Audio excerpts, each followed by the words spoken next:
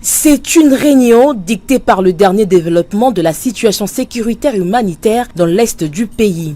Réunis autour du chef de l'État et commandant suprême des FARDC, tous les membres du Conseil supérieur de la défense, notamment les membres du gouvernement et les responsables des différents services de défense et de sécurité, ont fait le point de la situation au front marquée par des attaques des forces armées rwandaises envers les populations civiles.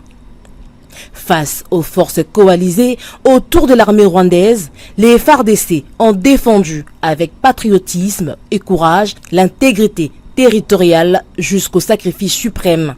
Dans la défense du territoire national, le gouverneur militaire est tombé arme à la main. C'était une information très capitale du décès du gouverneur du Nord Kivu, le général-major Chirimwami Nkuba Peter.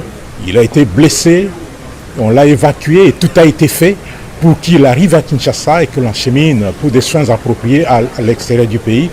Mais malheureusement, il a succombé de ses blessures. Le message que je voudrais adresser aux militaires des forces armées et à tous les défenseurs de la République, et particulièrement aux vaillants combattants Wazalendo VDP, est celui-ci.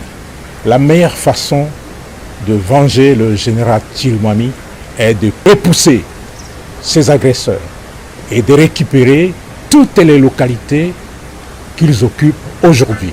C'est un devoir, c'est une obligation et cette obligation est patriotique. Au cours de cette réunion, le chef de l'État a donné des instructions claires et précises pour que les forces ennemies soient mises hors du territoire national et que rien ne va ébranler l'unité nationale. Le commandant suprême a donné des instructions fermes pour que l'ennemi qui est en train de nous attaquer, pour que l'agresseur soit traqué jusque dans son dernier retranchement. Le Conseil supérieur de la défense a demandé à la population de rester soudée autour du commandant suprême dans la lutte pour la sauvegarde de l'intégrité territoriale de la République démocratique du Congo.